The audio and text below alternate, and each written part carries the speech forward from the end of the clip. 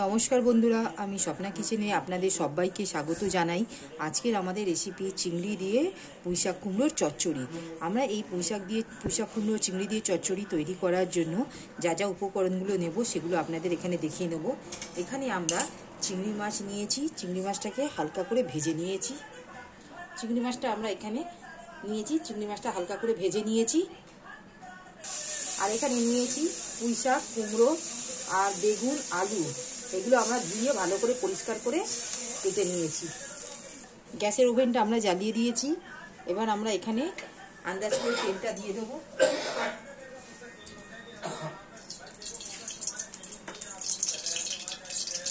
তেলটা দিয়ে তেলের মধ্যে আমরা একে একে করে ফোড়ন দিয়ে দেবো। এখানে পাঁচফোড়ন আর শুকনো লঙ্কার আমরা ফোড়ন দেবো।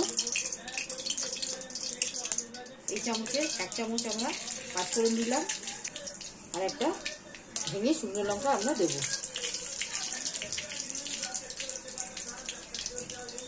দেওয়ার পর এখানে আমরা একটা মশলা বেটে রেখেছি, মশলাটা আমরা একবার দেখে নিচ্ছি। এখানে নিয়েছি আমরা আদা, রসুন, গোটা ধনে এক চা চামচ বড়, গোটা জিরে এক চা চামচ দিয়ে একটা সুন্দর পেস্ট করে নিয়েছি। এখানে ফোড়নটা পুড়ে গেলেই আমরা এখানে এই মশলাটা দিয়ে দেবো। এই মশলার মধ্যে আমরা কিছুটা শুকনো উপকরণ মশলা দেবো, হলুদ গুঁড়ো আর লঙ্কা গুঁড়ো মিশিয়ে নেব।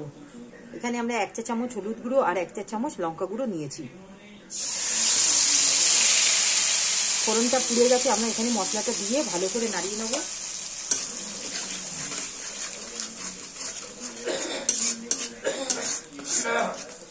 ঠিক 1 থেকে 2 মিনিটের মতন আমরা কষিয়ে নেব, যাতে কাঁচা গন্ধটা না থাকে। ঠিক 1 থেকে 2 মিনিটের মতন কষানো হয়ে গেছে। এখানে আমরা চিংড়ি মাছটা যেটা ভেজে রেখেছি সেগুলো দিয়ে দেবো।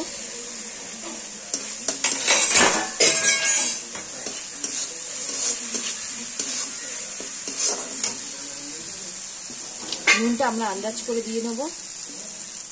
ধুয়ে রাখা শাকটা দিয়ে দিচ্ছি।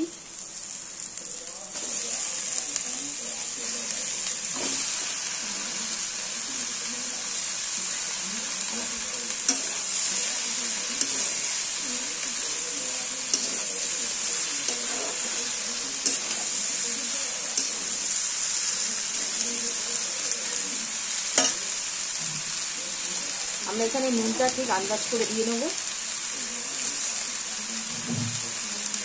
এই চামচের আমরা ছোট চামচে 2 চামচ আমরা নুনটা দিচ্ছি।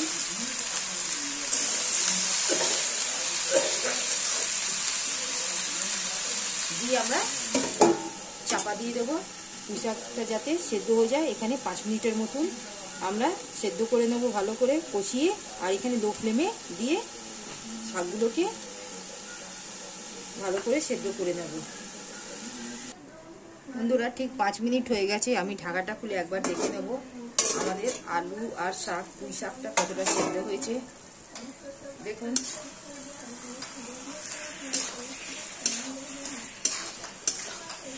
আলুটা আমাদের ঠিক খুব সুন্দরভাবে সেদ্ধ হয়ে গেছে। দেখুন, ঠিক এই অবস্থায় আমরা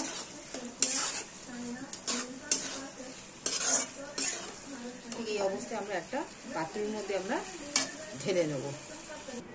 বন্ধুরা দেখুন, আমরা এই একটা পাত্রের মধ্যে ঢেলে নিয়েছি। আমাদের এখানে পুরো সম্পূর্ণ চিংড়ি কুমড়ো পুঁইশাক দিয়ে একটা চচ্চড়ি তৈরি হয়ে গেল। যদি আমাদের এই রেসিপিটি আপনাদের ভালো লাগে, আপনারা আমার এই চ্যানেলে লাইক, সাবস্ক্রাইব আর শেয়ার করবেন। প্লিজ কমেন্টে জানাবেন, পাশে থাকবেন। আজকের মতন আমরা এই রেসিপিটি এখানেই সমাপ্ত করলাম। নেক্সট ভিডিওতে নতুন রেসিপি নিয়ে আসবো।